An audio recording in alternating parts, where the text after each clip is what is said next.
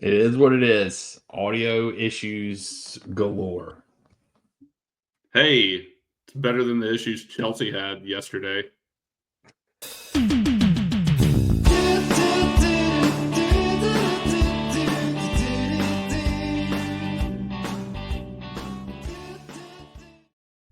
Hello and welcome to your Monday night edition of the Red, the White, and the Blues podcast. I'm Daniel. He is Jason over there on my side. We are not on the couch next to each other tonight, which is sad. Unfortunately, But we had a are good cuddle here. afterwards, though. It was nice. We did. Yeah. I was the little spoon. After the podcast ended, we just hit the button. Yeah, just a little cuddle for us sent Daniel back home. Nothing like some cuddles to sober you up at night. Just saying. Yeah, we drank, we ate, we watched Chelsea, we cuddled, and then we, in our respective homes, angry tweeted at each other yesterday. And that's been our week. That's been our weekend recap. That was our weekend recap. But yeah, we unfortunately, was that yesterday? I blocked it out of my mind about what day of the week it is or anything. That was yesterday that we lost. Okay, cool. Yeah. Or drew. Sorry, we didn't lose. Felt like a loss. Felt like a loss. Yeah, totally felt like one. Because we need as many wins as we can get from the teams we can get wins from, but apparently we can't get a win from any freaking team. So not if they're on the road. We are now 0-8 for wins on the road. I believe we're like 3-5 or something. No, not 3-5. That's too bad. I don't know what we are. We haven't won on the road. We're the only Premier League team that is yet to win a road match in 2025. The only Premier League team. We don't deserve Champions League next year. I mean, at this point, it's just laughable. Our odds have now decreased down to, I believe, 43-ish%. That's still really high. Yeah, I feel like it's hot too. Newcastle won today, so we're officially tied for fourth, only up by goal differential, but they still have a game in hand on us. So there's that. And I believe their game in hand is against Crystal Palace, so might as well just go and give them 3 points, and might as well say we're in fifth at this point in time. So I can't remember what happened in the City Man U game. They drew. I did not watch it, but I heard it was boring. They drew. They're probably pissed off too. All of them stuff. Well, I mean, it was like we had a weekend. Like I text you. I think I don't remember when I text you this, but I think it's before the match or the day before the match. Like everybody in front of us is losing, so that means we're going to lose. Or we won't win at least. And sure enough, that's exactly what happened. Because if teams in front of us falter and we have a chance to cut the point deficit, we'll inevitably fumble the bag and screw it up. Because you think we'd look at ourselves and look around the locker room and say, hey, let's go get this one, boys. Like we know what the results are of some of these other matches. We have a crystal ball here. We can do some shit. We can literally create our own future. No. We are, I like to refer to us as dependent FC. We are dependent on every team around us to lose just so that we can make it into Europe. Just like last year. Granted, Poch won his last 6 matches, but we still had to have help down the stretch. Even though we won our last 6 matches, we still had to have help to even get into Europa League last year. So we were still dependent. We're just dependent FC. We're dependent on everybody else to drop points and then hope that we can do something. So, I don't know. It's pointless at this point. I mean, just like the game. The game was apparently pointless. Yeah, hey, we got a point, Daniel. We got a point. We should be happy. We beat Tottenham. Then we got a point from Brentford. We haven't lost. I'm just kidding. I don't really know. I was trying to make it a joke, but it sounds too dumb to be a joke because it actually is a joke. Yeah, not in the best ways. Not in the best ways, but it's a joke nonetheless. I feel like we won the XG battle. You'll be glad to know, Jason. We did have a higher XG. That's all Bowley and Co care about. That's all they care about. That's it. That means everything to me. Yeah. European football be damned. We're going to be XG love a champions. good high XG. Yep. What even was our XG in this match? It couldn't have been that high. 1.23. They had a 1.18. That still reads a little high to me. Yeah, I would agree with that. I mean, I thought theirs would be closer to 2 because they missed some really big chances toward the end of the match. Like wide open headers on the goal.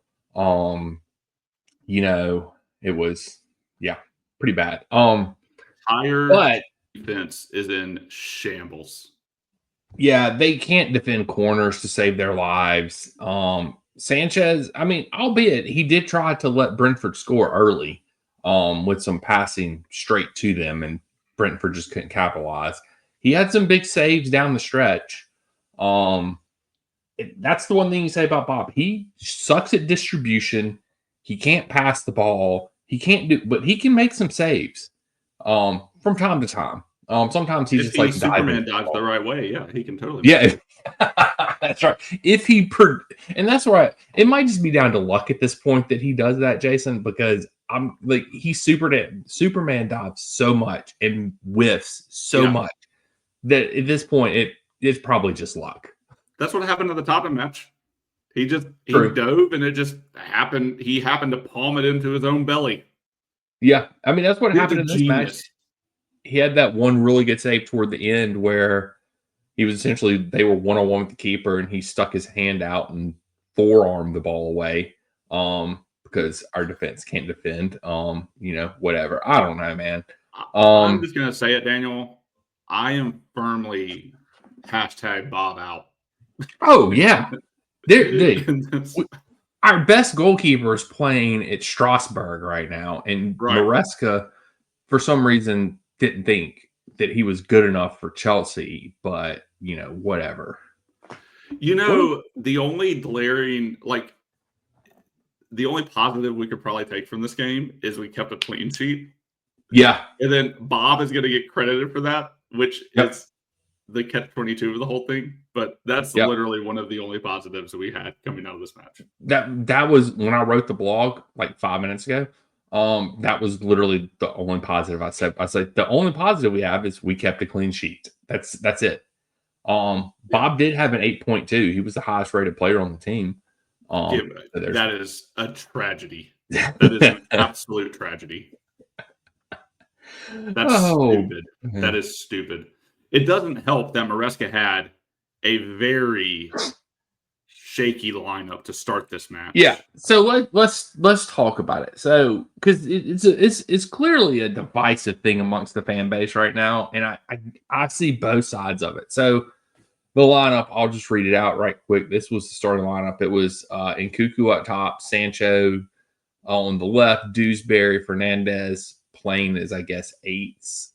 We didn't really have an out-and-out 10 in this match. Madueke, Gusto inverted, Caicedo, the other midfielder, and then Reese, Tosin, Chalobah in the back, and Sanchez was the goalie, of course. So people, were, well, what about Nico? What about Colwell?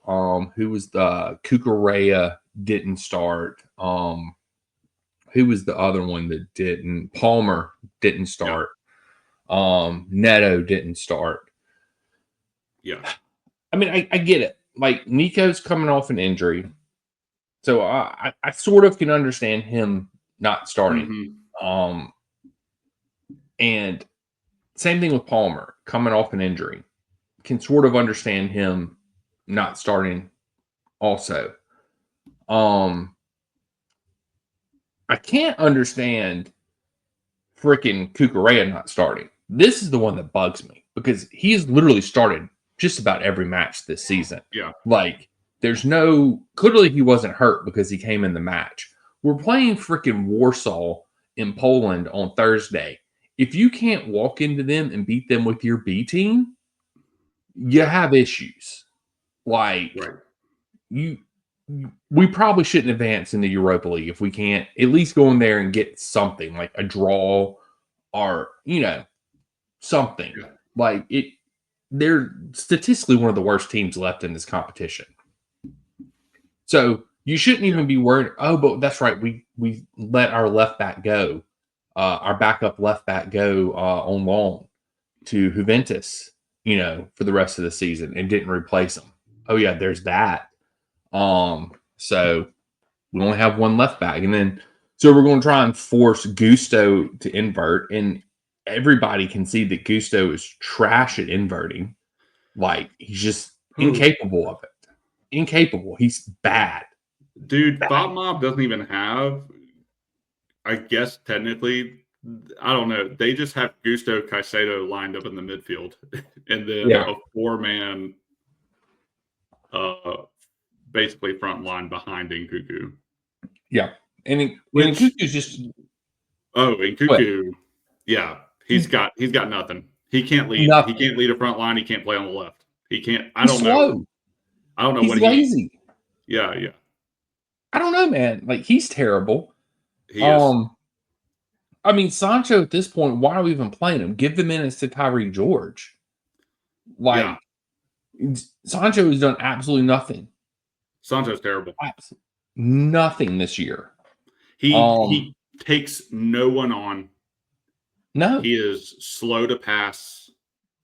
He is slow to make decisions. If he finally does make a run in the box, he's going to run the worst line you can possibly run into like 3 people. Yeah. Like even when you're not playing a team that sits back and puts all the men behind the 25-yard line, like he literally will run into as many people as he can and then hold up play because he doesn't take them on. And he doesn't run past anybody. And he typically makes like some really dumb passes backwards. Dumb passes, man. Yeah. Dumb passes. Yeah. The lineup was just like, I get Palmer and Nico not playing. I don't get Cucurella not playing. I just don't understand. The Cucurella thing bugs me more than anything. Yeah. I don't know why. Dude, it just if you're not going to play here, I'm going to start at the top and then work my way back to go back to the Cucurella thing. If you're not going to play Nico because he's off an injury, this is going to sound crazy. I would rather see Neto up top than Nkunku up top any day.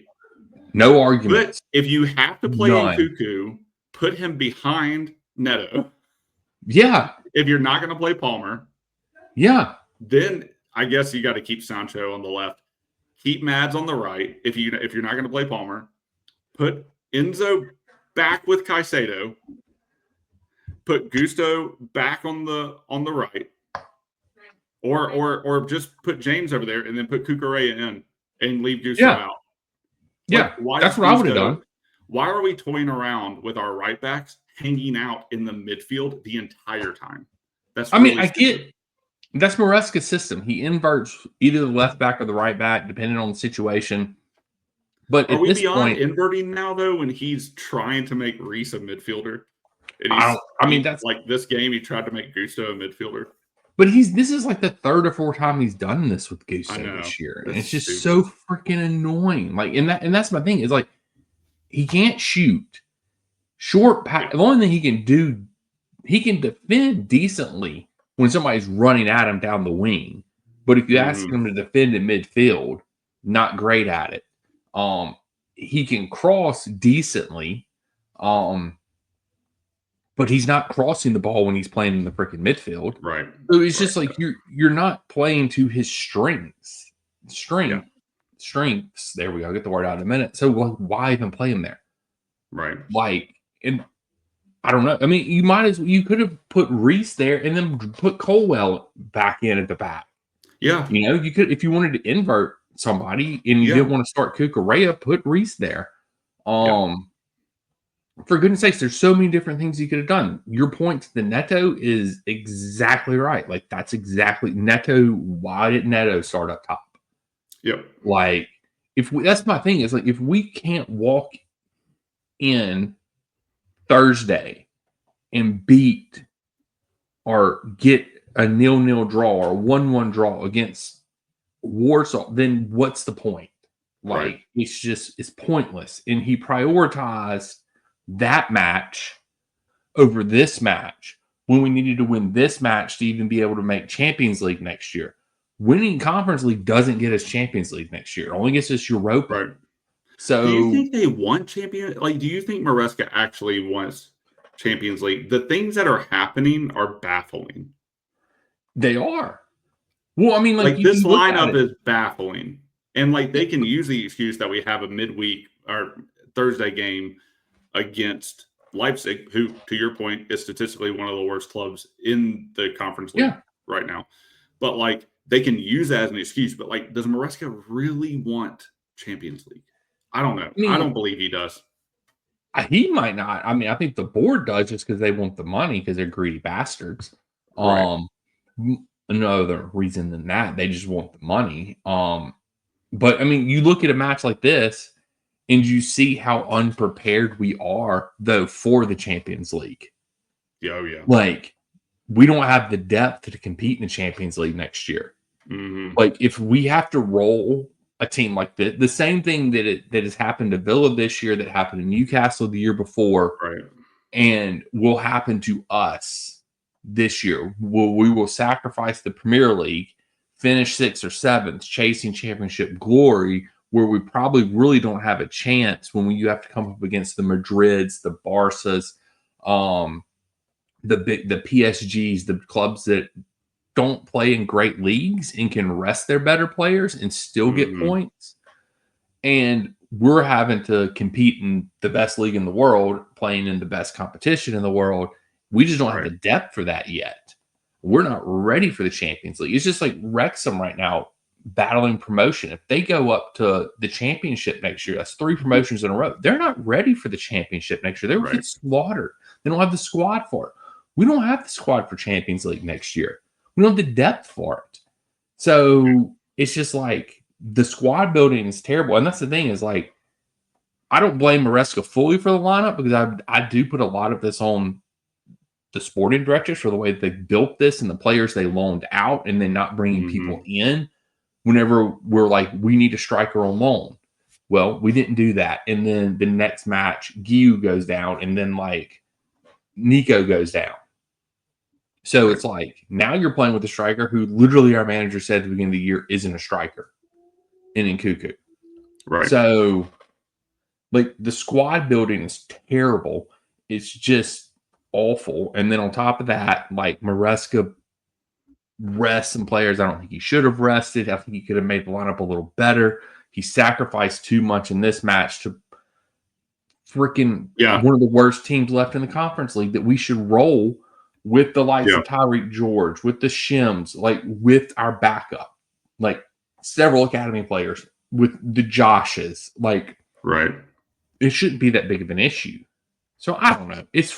I'm frustrated with the way that this team was set up and the way that they performed because of like the dynamics of it. Like that's what makes it so frustrating, is that it wasn't just that we drew 0-0. It's in the way in which we drew 0-0, if that makes any sense whatsoever. Yeah. Well, since there's really not that much to talk about in the match, how is the Maresca out train revving up right now? I think it's still, I think, less than what it is. I think everybody, let me put it this way, the level-headed people, the normal people that aren't going to overreact to something like this, like, realize a lot of this is on the board and the squad has not been built well. We have a couple of injuries, so he had to rotate. But I think you and me, solved that problem very logically. There's a different way he could have rotated, I think. But I don't, but also, but the rational people said the same thing that you have said.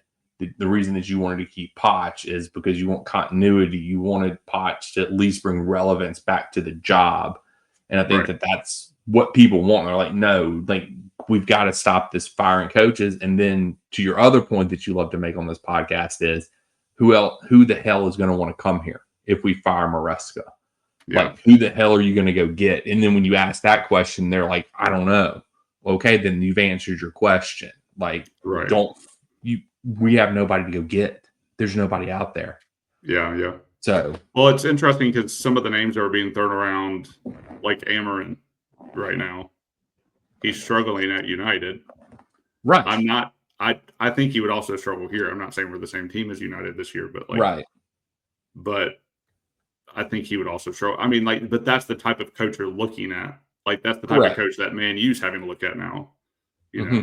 So it They're is having interesting. Yeah, you would have to try and find some up and coming guy.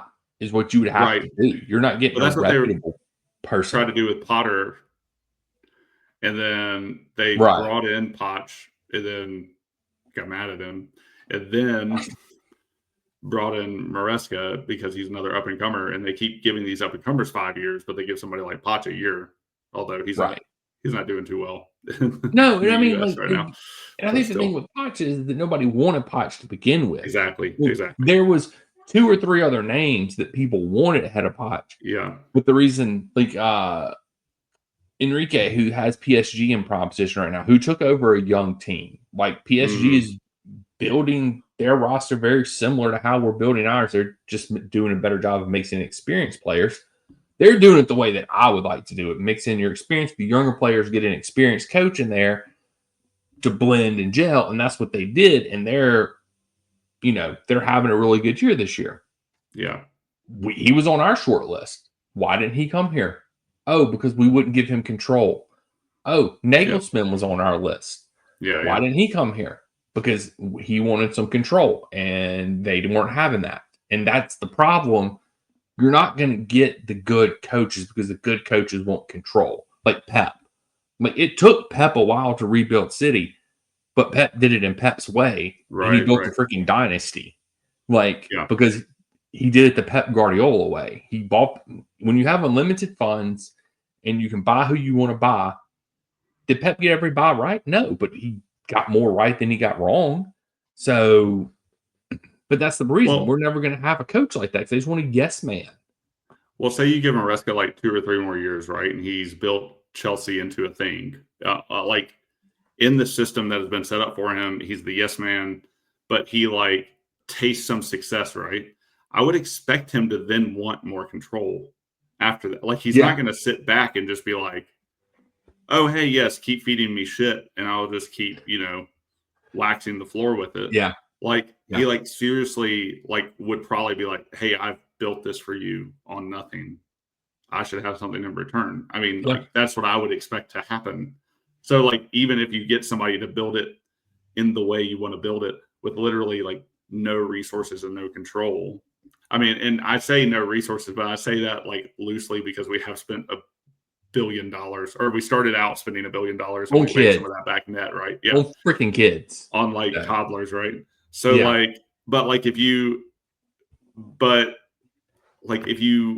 can't keep doing that, one, and then if you have a coach that builds it up, he's gonna want recognition for that. Yep. And so anyway, I just think that's an interesting thing to like want to start out doing that and then to want success. But I don't know. I'm not convinced anybody wants success. I think they actually genuinely want to be Brighton. I think they want to sit in the mid-table. I think they want to be Brighton. I think they want to turn through players, and I think they want to make money. And I think they they can do that being a mid-table team without a shirt sponsor, without European football or third-tier European football. And I think they think, based on some of those interviews that have come out, based on everything that they've done, based on what we see on the field, based on who their managers are, or who the managers are that they give 5-year contracts to, I genuinely don't know if their measure of success is getting into this competition, getting this trophy in the same way that we've always thought about it. And I think we have to reorient as fans. We are just not. And we said this at the beginning of the year because people keep talking about like, no, we're Chelsea. We're above this. And no, you and I had a podcast out a while back. It's like, no, we're Brighton. Like if they want to be Brighton, we're Brighton. Like I can't believe we're in 4th right now. Yeah. Like that says something about the league this year. And it is down. It is down this year. Really down. It's a real down year for the league this year. I think that says something about the competitiveness of it that we are in 4th right now. Because we have not scored hardly any goals the second half of the season. No. We have not done shit.